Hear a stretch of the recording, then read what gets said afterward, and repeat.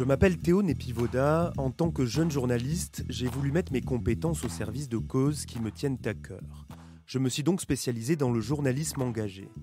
Je vous accueille dans l'Angle, la newsletter audio qui vous propose d'écouter l'actualité autrement.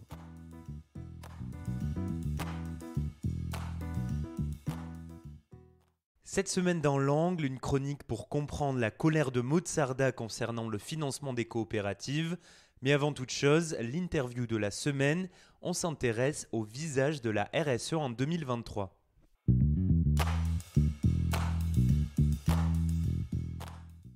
Et je suis en ligne avec Clément Fournier, rédacteur en chef du média YouMatter. Bonjour Clément. Alors le rôle de YouMatter est de décrypter les grands phénomènes qui agitent notre société. Et en ce début d'année, vous avez publié un article sur les 10 tendances RSE à suivre pour les entreprises en 2023, les 10 grands sujets de la responsabilité sociale et environnementale dont les entreprises vont devoir se saisir cette année. Et le premier que vous évoquez, c'est le reporting. Il va falloir être vigilant puisque la législation va évoluer et un certain nombre d'entreprises vont être concernées. Qu'est-ce qui va se passer, Clément Fournier, en 2023 ? Alors en fait, ce qui est en train de se passer, c'est qu'il y a un mouvement de fond de structuration des sujets du reporting qui est en train de se faire à l'échelle européenne et à l'échelle internationale. Notamment en Europe, on a eu la publication des normes de la CSRD là, qui sont arrivées et qui vont renforcer en fait les exigences de reporting pour les entreprises.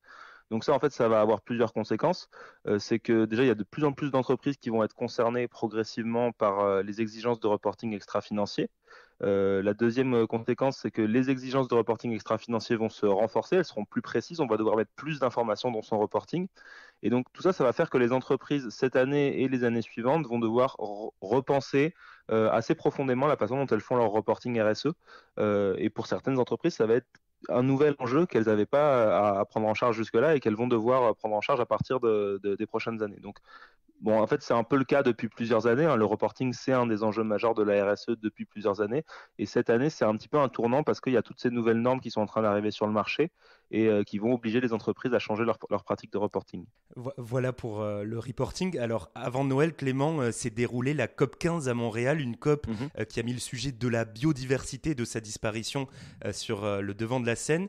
Et selon vous, ce n'est qu'un début puisque maintenant, ce sont les entreprises qui vont devoir se saisir urgemment de cet enjeu. Pourquoi vont-elles devoir se saisir de l'enjeu de la biodiversité ?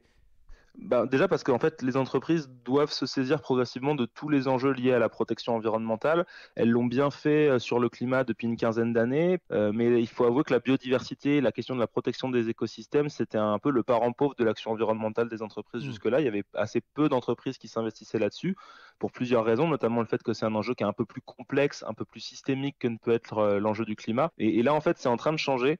On a vu déjà que la COP15 sur la biodiversité à Montréal a eu un peu plus de visibilité que les COP précédentes n'en avaient sur la biodiversité.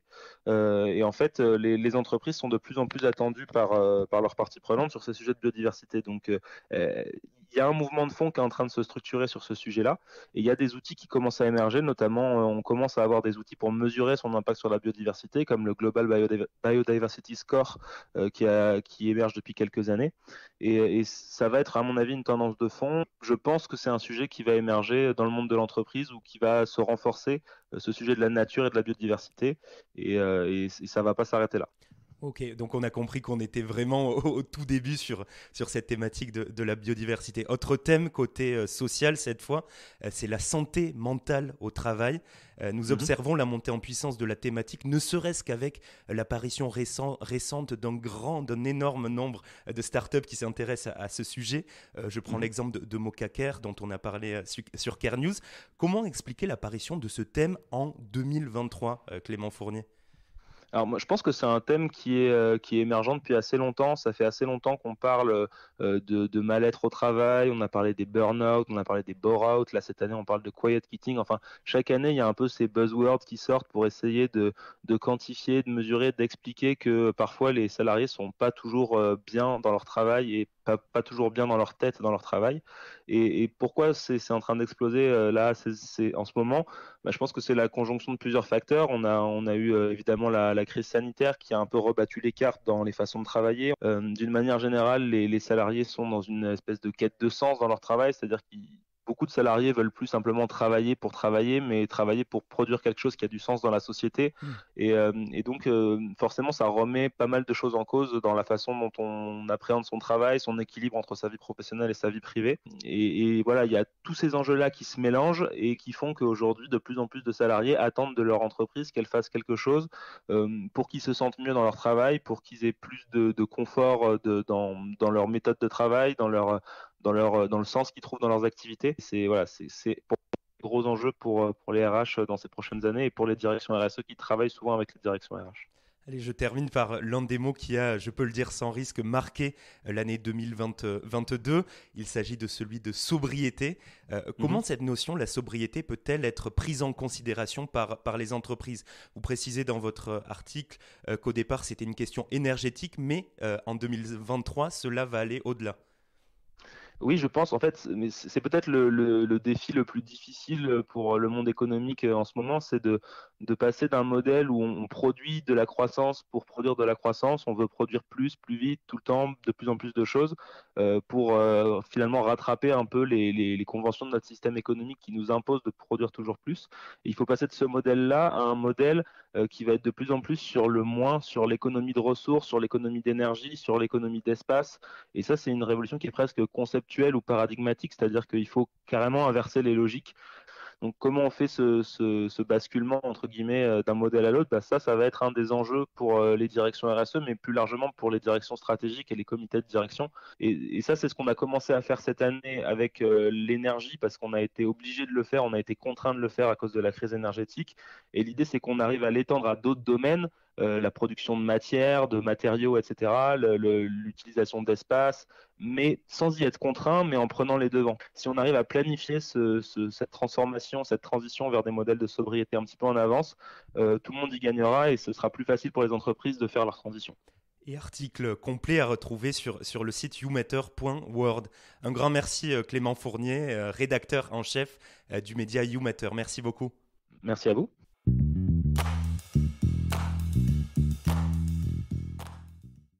Le Grand Angle, c'est une chronique personnelle sur l'actualité, un point de vue d'un journaliste de la rédaction. Aujourd'hui, Lisa Domergue, tu souhaitais rebondir sur un post publié sur le réseau social LinkedIn. Début janvier, Maud Sarda de Label Emmaüs a fait part de son énervement concernant une participation de la BPI France à une levée de fonds pour financer une start-up qui crée des chiens virtuels. Maud Sarda a fondé la coopérative Label Emmaüs, une marketplace d'objets d'occasion, et elle est également connue pour ses prises de position sur LinkedIn. Alors cette fois-ci, que met-elle en cause ? Dans son post, qui cumule déjà plus de 5500 mentions j'aime, elle pointe du doigt le financement du modèle coopératif et notamment du faible soutien de certains fonds d'investissement. Elle y explique que celui de BPI France aurait refusé une aide de 40 000 € à la coopérative, entreprise qu'elle considère comme en difficulté. En parallèle, le fonds a tout de même participé à une levée de fonds de 7 millions d'euros pour une start-up, Dogami, qui crée des chiens virtuels dans le Web3, ironise-t-elle dans son post. Il n'en fallait pas plus pour énerver Maud Sarda. Mais alors, quel est le problème ? Pourquoi les coopératives ne semblent-elles pas intéresser les investisseurs ? Pour Maud Sarda, le modèle coopératif paye le prix de son hybridité. Mi-association, mi-start-up, elle n'a ni les avantages de l'un, ni les bénéfices de l'autre. Pour rappeler les fondements d'une coopérative, elle interdit la plus-value sur les parts sociales, elle encadre la distribution des dividendes et elle suit le principe un sociétaire égale une voix. Donc autant vous dire que les investisseurs n'y trouvent pas toujours leur compte. Et donc, doit-on être fataliste ? Une coopérative a-t-elle vraiment aucun moyen de trouver de l'argent ? Non, les coopératives peuvent lever des fonds, même si pour Maud Sarda, cela relève d'un véritable parcours du combattant. Par exemple, la coopérative Les Trois Colonnes, qui a remis le viager au goût du jour, a levé au total 25 millions d'euros. Les coopératives peuvent également faire une levée de fonds auprès de particuliers qui obtiennent des parts sociales visant à augmenter leur capital. C'est le cas de la banque éthique l'ANEF qui a lancé en novembre dernier une campagne pour lever 30 millions d'euros en parts sociales. Et il existe également des fonds d'investissement spécialisés dans le modèle coopératif. Tout à fait, comme la Confédération Générale des SCOP qui détient par exemple 3 fonds d'aide à destination de ses coopératives adhérentes. Il y a aussi COP Venture, un fonds d'investissement coopératif pour les coopératives qui peut mettre des sommes pouvant atteindre 300 000 €. Alors oui, remettons l'église au centre du village, les structures coopératives ne toucheront sûrement jamais le gros lot comme Back Market qui a levé 450 millions d'euros l'an passé. D'ailleurs, déjà à l'époque, ça avait bien énervé Mozarda qui avait consacré un post sur LinkedIn. Mais ne baissons pas les bras. La force de l'ESS est de créer des alternatives, de s'appuyer sur des initiatives citoyennes. Alors, qui a dit que l'ESS avait dit son dernier mot ? Merci Lisa Domergue pour ton grand angle. Cet épisode de l'angle est d'ailleurs terminé. Merci de nous écouter. N'hésitez pas à partager nos contenus. On se retrouve dans 2 semaines pour un nouvel épisode. À très bientôt.